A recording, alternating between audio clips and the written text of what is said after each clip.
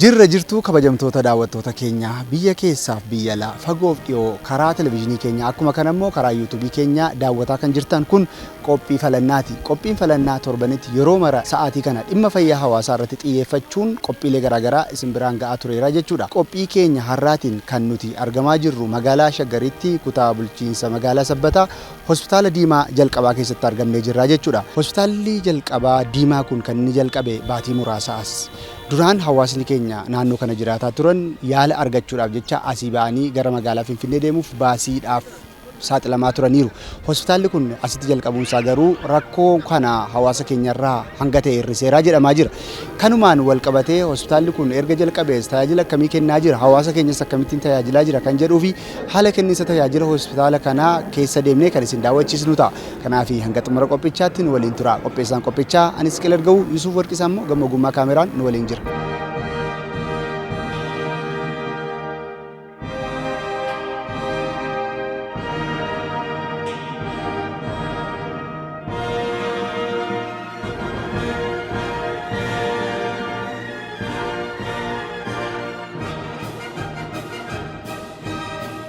Bakka dhalli namaa jiru dhukkubsachuunis waanuma jirudha. Dhaabbileen yaala fayyaa namaa babal'achuunis waan akka carraatti ilaalamuu osoo hin taane akka dirqamaatti ilaalamuu kan qabudha.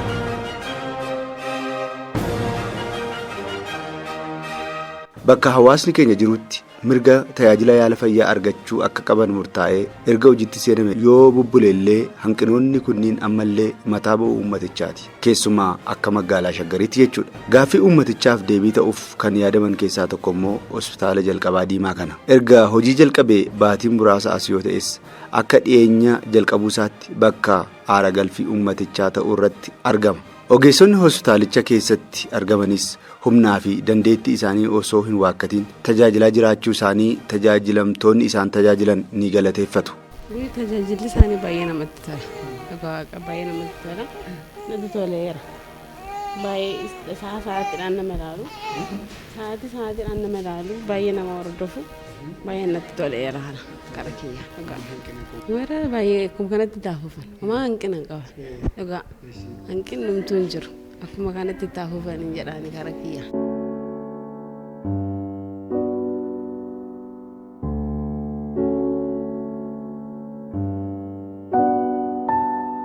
Shaggaadha. Gizeedhaan dhufanii nu ilaalu.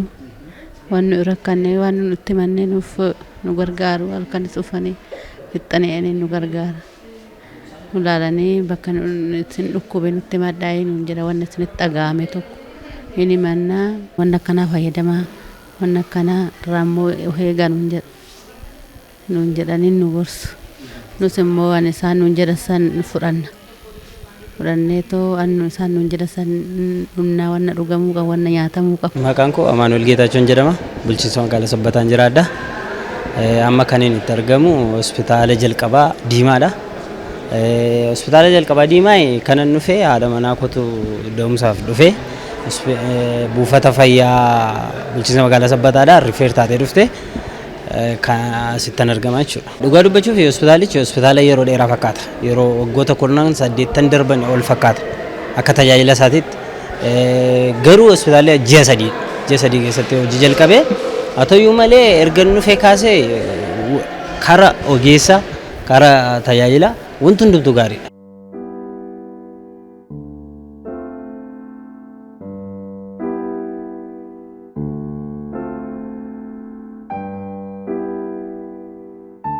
Kaka'umsa hojii haa qabaatan iyyuu malee dhiyeessiin gama meeshaalee fi humna namaatiin jiru isaan daangesseera hojjetoota hospitaala jalqabaa Diimaa kana. Kanaaf furmaanni hatattamaa osoo nuuf godhame jechuun qaama dhimma ilaallatuttis iyyatu. Sister Rooman Bafqaaduun jedhama.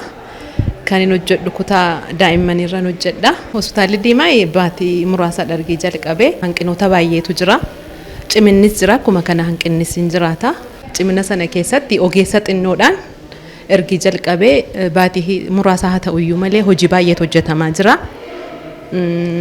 Lafa meeshaan hin jirretti lafa ogeessi guutuun hin jirretti wanta hedduudha jechuudha kan hojjetamaa jiru. Inni kun cimina yeroo ta'u hanqina baay'eetu jira.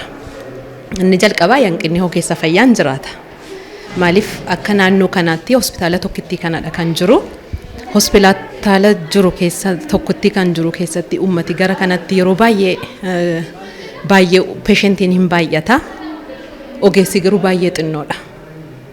Humni namaa hin jiru jechuudha. Ogeessi tokko ooleeti kan hojjechaa jiru. Inni kun immoo hojiitiif illee qulqullina hojii irratti illee baay'ee rakkoo ta'uu danda'a. Gara fuulduraatti akkasitti fufatanaan ogeessi ogummaa isaallee jibbaa deema jedhee yaadan. Maaliifi oolee gaafa jedhu tokko qulqullina hojii irratti xiyyeeffannee hojjechuu qabna. Gaafa oolee bullu immoo hojiin sun qulqullina hin qabu. Itti dabalees immoo ogummaa keenya nu jibbisiisaa deema jechuudha. Kanaaf maal jechuun barbaada lafi dhimmi isaa ilaallatu ogeessa guutuu ta'e ogeessa ogummaa isaa irratti cimaa ta'ee gara kanatti illee tiraansferootu godhanii dhaamsa koodha. Dr. Hayilamaariyaam jedhama. Kutaa dhukkubsattoota ciisanii yaalamuu qindeessaa fi hojjetaa kutaa sanii. Karaa humna namaatiin akkuma naatis naa kaaste humna namaa baay'ee xiqqaa qabna. Akkuma hospitaalatuttuu hakima waliigalaa 6 fi ispeeshaalistii 4 qabna. Hakimni waliigalaa kun immoo 6 jechuun kan barbaadamu 18 kana wal faana waggaa qabnu baay'ee walitti dhufu garuu hospitaalli kun hospitaala ummata baay'ee gaafii qabu iddoo jiru irratti waan ijaarameef amma danda'amaa ta'een humna qabnu kanaan iddoo itti barbaachisutti wal jijjiirati hojjechaa jirra. Kuni jechuun immoo maalinni namni hin jiru jennee taa'an muti kan jirru even sa'aatii laaqanaallee yeroo asitti dabarsuun si barbaachisu hin jira. Isaan alaatti immoo sa'aatii adda addaa yeroo dhuftee sa'aatii boqonnaa keenya asitti dabarsinu hin jira waan ta'eef ammaaf tajaajilli kennamaa jira. Haala kanaan waggaa itti fufaa handeemu ta'e garuu xiqqoo humna keenya ol ta'uu danda'a. Maaliif baay'ee deeggarsa nu barbaachisa. Isa qofa odoo hin taane immoo dhukkubsataan guyyaadhaa guyyaatti baay'ee dabalaa jira. Asitti dhufee dhukkubsataan yaala argachaa jiru. Akkuma argitan kutaan kunillee siree 4tu jira. 4 amma occupied ta'ee jira. Fuunduraaf egaa kana caalaa immoo dhukkubsataan kuni kan ta'e odoomaa annaawunsingiin tokko odoon hojjetamne odoo beeksisni hin hojjetamne kan dhukkubsataan dhufaa jiru. Guyyaa immoo dhukkubsataa kanaaf beeksisni hojjetamee uummanni hospitaala kana sirriitti beeke rakkoon kuni kana caalaa bal'achaa deema. Kanaaf qaamni dhimmi ilaalu karanumatti odoo kanallee akka rakkootitti qabatee furee jechuun barbaada. Dr. Tolaa Caakkaan jedhama. Ispeeshaalistii ulfaaf gadaamessaati. Kutaan amma nuti itti argamnu kun kutaa baqaqsanii yaaluu kan hospitaala kanaati. Isa keessatti argamna jechuudha amma. Kutaa baqaqsanii yaaluu kana keessatti wantiin hojjetaman haadholii da'umsaa dhufan opereeshinii ni dalagnaa fi isaan qofa osoo hin ta'in gadaamessaa wal qabatee dhukkuboota opereeshiniidhaan bahuu danda'an opereeshinii ni dalagna. Kana qofallee miti. Ogeessi opereeshinii hojjechuu kan sarjan kan jedhamu ni qabna waan ta'eef isaanillee dhukkuboota kan akka maramuu marrimaanii yookaan immoo tirfaanjatii fa'aa dhibeewwan kunillee ni jiru.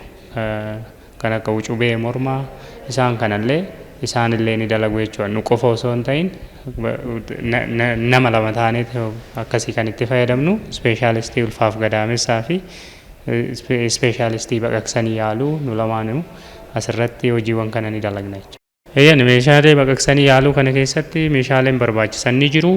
Inni duraa siree dhukkubsataan irra ciisudha. Isa asitti argitan kanaadha. Siree dhukkubsataan irra ciisudha. Inni lammaffaa yeroo baqaqsanii yaaluu hojjennu maashina akka dhukkubsataan suni waan raffisnuuf ofii isaatiin harganuu waan hin dandeenyeef akka harganuuf barbaachisu anesteeziyaa maashinii kan jennu ni jira. Inni biroo immoo yoo baqaqsanii yaaluu kana hojjennu ibsaan asirraa ifu kun qofti gahaa miti.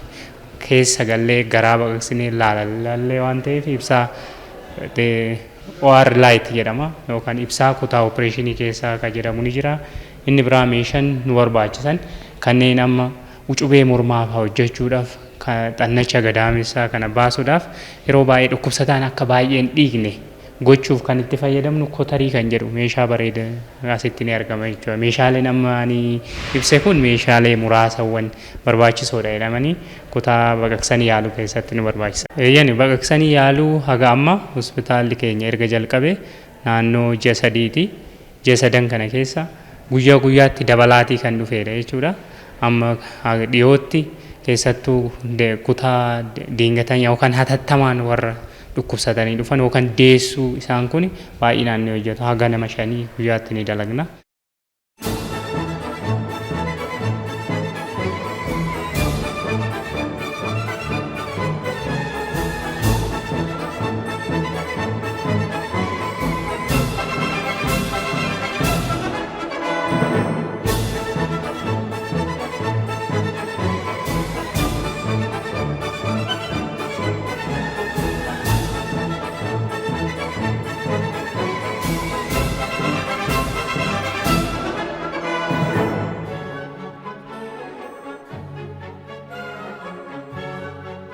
Qorichi dhabamuun mataa dhukkubbii hawaasa biyyichaati. Garuu waan danda'aniin hawaasicha tajaajilaa jiraachuu isaanis ni kaasu akka hospitaala kanaatti. Koraa Baqqalaa jedhama. Ogeessa faarmaasiidha. Dhiyeessii qorichaa mana kana keessatti barbaachisu guutumaan guututti guutuudhaaf hammatee chaalenjiin ni jiraata. Chaalenjiin inni jalqabaa jiraatu fi chaalenjiin inni guddaa dhimma bajetaati. Qorichoota mana hojii kanaaf barbaachisan peeshantii as dhufee tajaajila argatu guutuu dhiyeessuudhaaf hammataa hanqinni bajetaa jira. Garuu manni hojii keenya rakkoo kana hiikuuf jecha tarkaanfiin fudhate keessaa tokko qorichoota murteessoo fi barbaachisoo ta'an duwwaa irratti xiyyeeffatanii dhiyeessuuf yaaluudha jechuudha. Dhiyeessuuf yaaluu kan akkas gochaa turre kanaaf amma danda'ametti ji'ootan 4 darban qorichoota barbaachisan keessaa almost percentii 80 kan ta'u kan barraa'e keessaa jechuudha. Qorichoota barraa'an keessaa almost percentii 80 kan ta'u tajaajilamaa nu bira tajaajila argatuuf kennuu dandeenyeera jechuudha. Almost percentii 20 kalaatti barreessine standardiin kan kaa'u almost garuu percentii 100 ta'uu qaba ture. Hospitaala haaraa waan ta'eef yeroo liistii yookiin immoo liistii qoricha mana kanaaf barbaachisu yeroo qopheessinu ogeessota muuxannoo qaban fayyadamneeti kan qopheessine jechuudha. Ispeeshaalii ogeessota asiin dura naannoo kan hojjechaa turan isaaniin fayyadamneeti kan qopheessine. Garuu maal ta'aa deema adaduma dhukkubsataan haaraa dhukkuba addaa qabu dhufuuni liistii keenya fooyyessaa deemna jechuudha. Seeruma isaati waggaa waggaadhaan liistii qoricha mana kanaaf barbaachisu kan fooyyessaa itti dabalaa deemnu ta'a. Kanaaf yeroo san peeshantiin naannoo kanatti argamu kamiyyuu qoricha isaaf barbaachisu dhiyeessuuf kan yaallu ta'adha.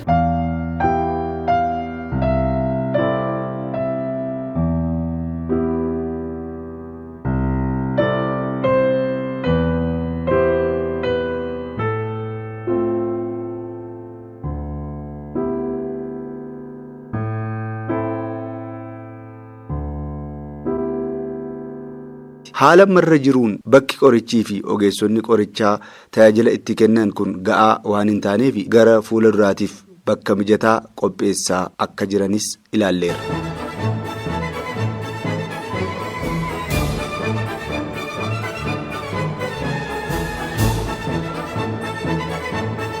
Hospitaalli kun asitti banamuunsaa rakkoo hamaa hawaasni keenya gama fayyaa isaatiin mudatu hambiseera jechuun ni danda'amaa jedhu tajaajilamtoonni.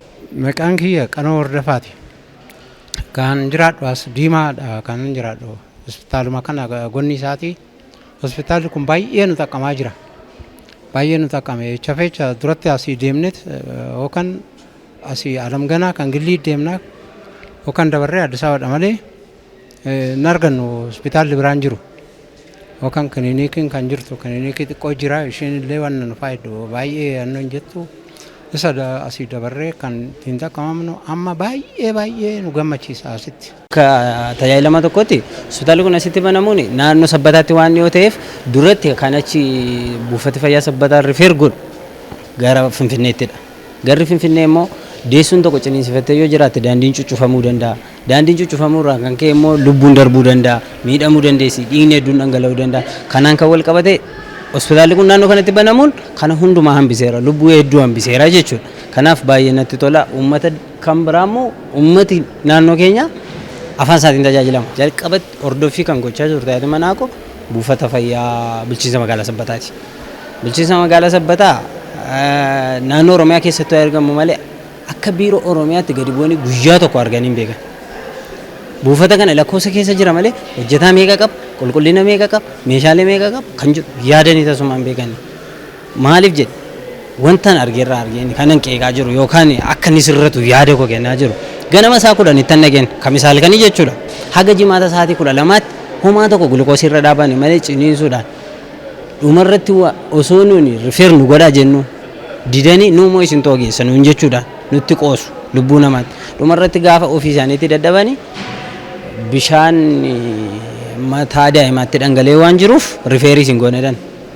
Ganama ture kun sa'aatii yeroon jirutti ture erga sa'aatiin dhume eega dhufanii achitti tursiistanii fiddanii nuun jechuurraan kan ka'e Waaqayyoo fagalatu akka isaaniif osoo hin taane akka Waaqayyoo fi akka ogeessota isiitiif nu milkoofteetti kun gara fuulduraatti biiroon fayyaan Oromiyaa deemee dubbisee hanqina maaliitu jira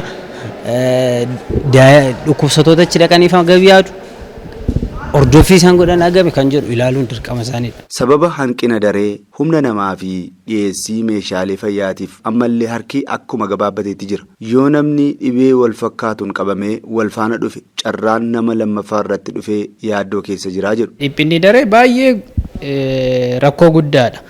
Amma haala dhukkubsataan dhufaa jiruu fi faasilitiin hospitaala kanaa wal simaatii miti kan jiru.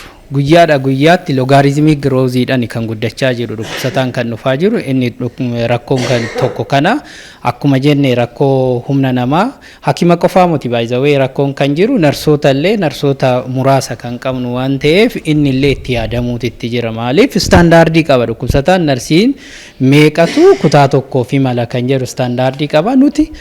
Narsii xiqqaadhaan amma kan hojjechaa jirru sa'aatii 36 amma san turanii kan hojjetantu jira as keessa kuni tokko inni biraa sireellee siree gahaan qabnu akkuma hospitaalattu siree 40tu jira siree 40ni kuni haadholii deessuu kutaa deessutitti kutaa yaala balaa tasaatti kutaa dhibee keessoo kan daa'immanii maal jedhamee waggaa addaan qoodamu baay'ee waluyyuu gahaan hin jiru. Rakkoo kanaan yeroo tokko even siree dhabamuudhaan dafneeyyuu dhukkubsataa yeroon itti baasnutu jira as keessa turuun odoo itti jiru inni biraa rakkoo sireeti inni biraa ansoolaa fi dhukkuba uffata qorraati. Ansoolaa fi uffata qorraa biiroon fayyaa Oromiyaa nu gargaaree ture garuu ammas gahaa miti. Nuti dhukkubsataa nu qabnuu fi kan nu dhufaa jiru baay'ee waliin gitu kan biraa farnicharii adda addaa akkuma argitan kinoo amma dhukkubsataan siree irra ciisa jira dhukkubsachiisan immoo wanna irra taa'u hin jiru. Egaa dhukkubsataan iddoo yerootti dhukkubsachiisan hin jira dhukkubsachiisan sun immoo yuuti dhukkubsataa cinaa taa'uuti itti jira nuti immoo wanna irra teessiif wambara hin qabnu kutuma kana keessattuu kan maragaa bahu waan ta'eef kunillee rakkoo guddaadha. Baqaqsanii yaaluu kana namni hojjennu ammaaf speeshaalistii ulfaaf gadaamessaana speeshaalistii baqaqsanii yaaluu fi emerjensii sarjarii warri hojjetan ni jiru. Akka tasaa osoo ogeessi baqaqsanii yaaluu suni opereeshinii sa'a dheeraa fudhatu wayii osoo qabatee deessuun tokko osoo dhuftee gargaaruudhaaf nutti cima jechuudha. Kutaan opereeshinii keenya inni lammaffaan hojiin eegallee haga amma meeshoota hir'ina meeshoota kanarraan kan ka'e OR laayitii amma jedhe kana anesteeziyaa maashinii yookaan maashina ittiin dhukkubsataan harganu erga raffisnee booda meeshoonni kun waan nuun guutamneef yeroodhaaf kutaa lammataa sana hojii eegaluun eegallee inni kun osoo nu eegale guddootti hojii kana hatattamaan dalagne inni yaadna jechuudha. Ammaaf hospitaalli kun hospitaala haaraadha. Iddoo barbaachisaatti kan banameedha. Dhukkubsataa baay'ee hospitaalota barbaadantu jiruyyuu fageenya deemanii kan yaalamanii inni guddaan gamoon kun tokko ta'uu isaati irra caala kan keenya kan dhuunfaa caalallee iddoo adda addaatti ogeessi iddoo jireenya qaba sun hin guutamne san caala garuu hunda dursa nu yaachise dhukkubsataa baay'eetu dhufaa jira. Isa saniif gamoon tokkichi kun nu gahee yaala kana haala gaariidhaan hin kennee yaannu kanaaf qaamni dhimmi ilaallatu hundu humna danda'an hundaan nu gargaaranii osoo ijaarsa dabalataa irratti nu dabalanii jechuun barbaada suma kanan qaba. Hospitaalli keenya hospitaala yeroo gabaabaati. Rakkoowwan jiran kunniin yeroo gabaabduu keessatti akka furaman ni abdannaa jedhu hojii gaggeessaan hospitaalichaa obbo Tashoomaa Soorii. Humni namaa gahaa miti akkaataa caasanii gaafatuun osoo hin taane jalqaba biiroon fayyaa humna namaa kana yeroo nu ergutti calqabbii fi barriin kun haasaa qabuu fi malee gaadha ogeessonni kun jedhee miti kan nu ergeeni gara narsii 31 fi hakimoota jalqabaa nama 6 siinaroota yookiin immoo ispeeshaalistii ogeeyyii olaanoo kan jennu nama 4 qabna. Suni gahaa miti.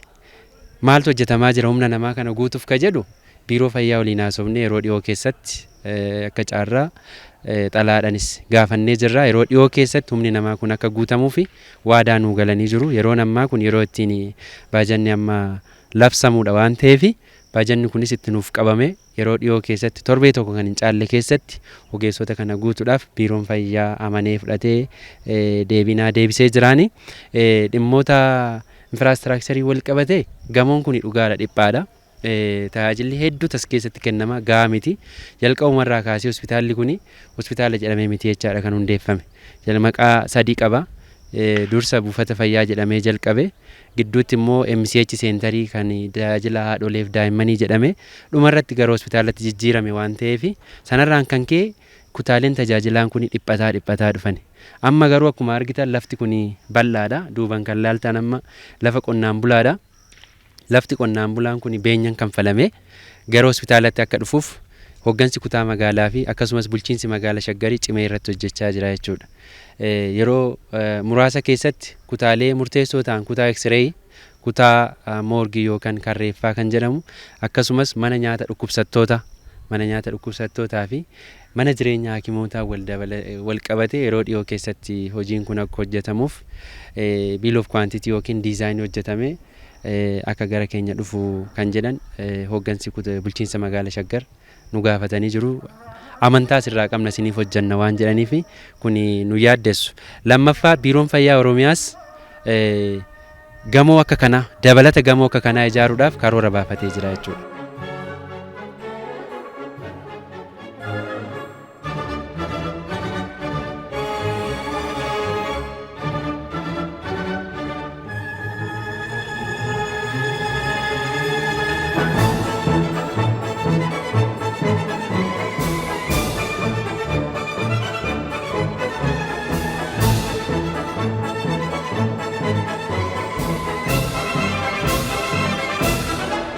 Hospitaalli kun uummata naannoo kanaaf bulchiinsa magaalaa Shaggar keessatti kan argamaniif naannoo ishiitiif bifa kanaan waan qabus waan hin qabneenis uummata kana hospitaalli kun tajaajiluun ani caarraadha. Caarraan argamneedha. Caarraa guddaadha waan ta'eef enumaayyuu hospitaalli kun asitti banamu namoonni hedduun hin dhageenye sodaan nuti qabnus humni namaa xiqqaa waan ta'eef beeksisuu dadhabne. Otoo nuti beeksisne kan tajaajilamu namni hedduudha waan ta'eef Finfinnee illee deemanii afaan isaaniitiin tajaajilamuudhaaf qooqan waan isaan rakkisaa tureef akkasumas algaan guutee dhukkubsataan naannoo Finfinneetti waan baay'atuuf uummanni kun darara guddaatu irra gahaa ture waan ta'eef nutis akka hoggansa hospitaala Diimaatti gaafii hawaasa kanaa deebisuudhaaf cimnee kan hojjannuu fi manaajimentiin keenyas halkaniif guyyaa waan qabnuuf deeggarsa abbootii qabeenyaa kan biiroolee mootummaa hospitaalota naannoo kanarra jiran naannofnee guutuudhaaf hojjannee gaafii kan hin deebisna amantaa dhunan qaba. Dhumarratti miidiyaan keessanis akkaataa kanaan miidiyaan OBS's dhufee waan uummanni keenya keessa jiru haala kanaan ilaalanii gaafii uummataas garanatti fiduun keessan rakkoo uummanni keenya keessa jirus adda baasuun keessan anaanii hedduu na gammachiisee jira. Jabaadhaa haaluun kanaan itti hojjedhaa waanuma jedhu isinii kaasuu fi galatooma. Garuu hojii nuti hojjechaa jirru fedhii hawaasa keenyaa guutuuf caalaatti akka hojjennu nu taasisa.